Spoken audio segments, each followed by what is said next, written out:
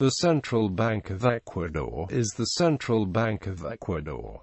The Revolución Juliana initiated the process of founding a national bank issuer. The country's crisis, caused by non-convertibility of the currency, banknote printing without reserves to support the increase in currency, inflation, speculation, abuse of credit, unbalanced payments, lack of official control over the banks and banking anarchy and strife, required cleaning up the currency situation.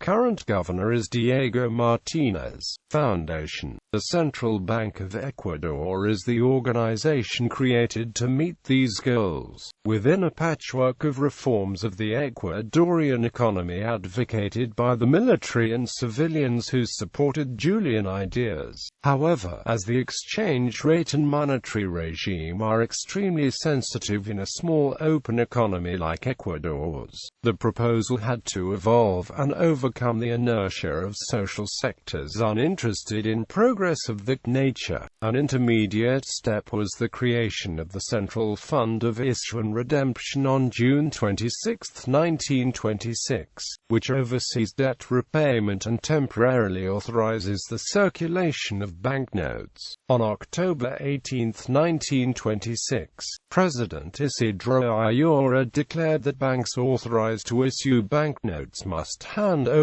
to the Central Fund specified quantities of gold and silver, which, in total, amounted to 10,600,000 sucres. Meanwhile, the mission headed by Edwin W. Kemmerer prepared a comprehensive economic overhaul, which modernized Ecuador's financial practices. Kemmerer was chosen for this task as he had successfully performed similar tasks in other countries in South America. On February 11, 1927, the Kemmerer mission presented their findings to the government bill of the Central Bank of Ecuador. Together with an explanatory memorandum, they suggested a corporation licensed for 50 years to issue money, discounted at a fixed rate, become a repository of government and member banks, manage the foreign exchange market and serve as fiscal agent for the country as a whole. Because the functions of the new institution were closely linked to the sovereign rights of the government and the public interest, the government was asked to participate in his administration. On March 12, 1927, the President Isidro Ayora enacted the Organic Law of Central Bank of Ecuador. The preparation of the functioning of the new institution was in charge of an organizing committee appointed by himself, Ayora. On 3 June 1927, Ecuador approved the statutes they negotiated between the two agencies, and overcame difficulties between the Central Fund release and the new institution. Finally, on August 10, 1927, the Central Bank of Ecuador opened its doors.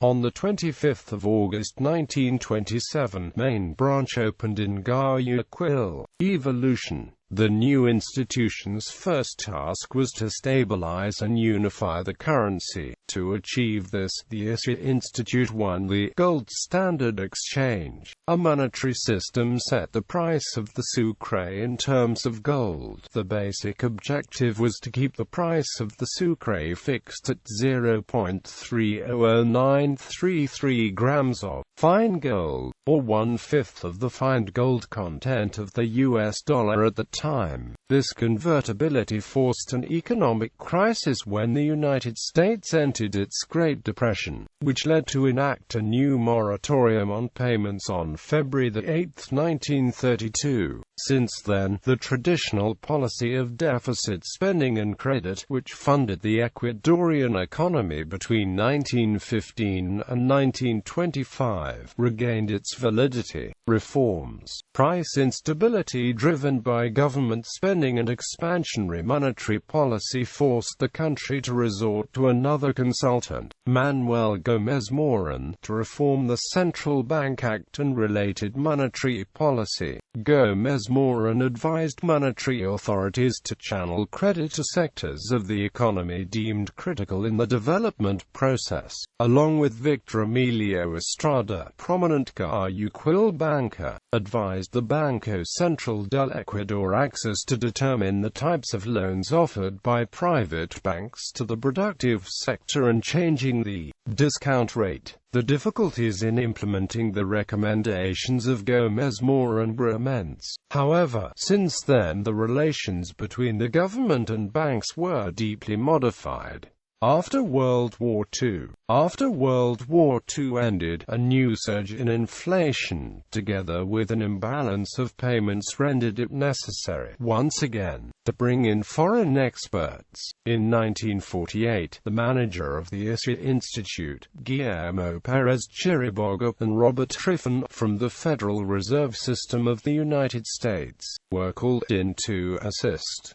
Harvard's consultant proposed to replace the central bank law and the law of the monetary and foreign exchange law. This would require instituting a directory of Ecuador's central bank as an arm of the government, thereby making it responsible for overseeing national financial matters and giving it the power to devalue the currency. Also to run counter-cyclical policies. The ISSUE Institute was authorized to give loans to the state and the industrial sector, and finally, an accounting system was instituted that allowed them to assume the new functions. This was presented as the final goal of price stability and the preservation of sound financial standing. After the upsurge of debt, for more than 3 decades, this monetary regime successfully faced many shocks. However, the extent of the external debt crisis unleashed in 1981 the adjustments necessary to bring an unbalanced economy back into equilibrium. Fiscal pressures, unbridled inflation and, above all, the need to reorder the whole economy to return to a more appropriate growth path, made yet more drastic changes necessary. To this end, in May 1992, the government issued the Law of Monetary Regime and State Bank,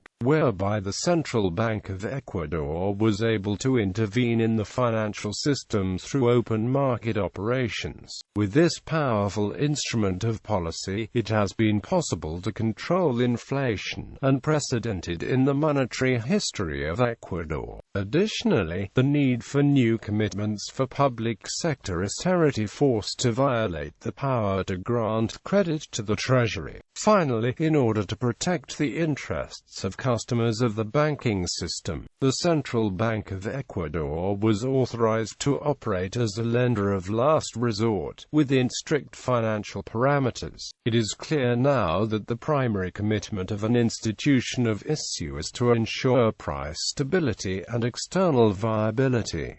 Financial inclusion. The bank is engaged in developing policies to promote financial inclusion and is a member of the Alliance for Financial Inclusion. On April 26, 2012, the Banco Central del Ecuador announced it would be making specific commitments to financial inclusion under the Mayor Declaration.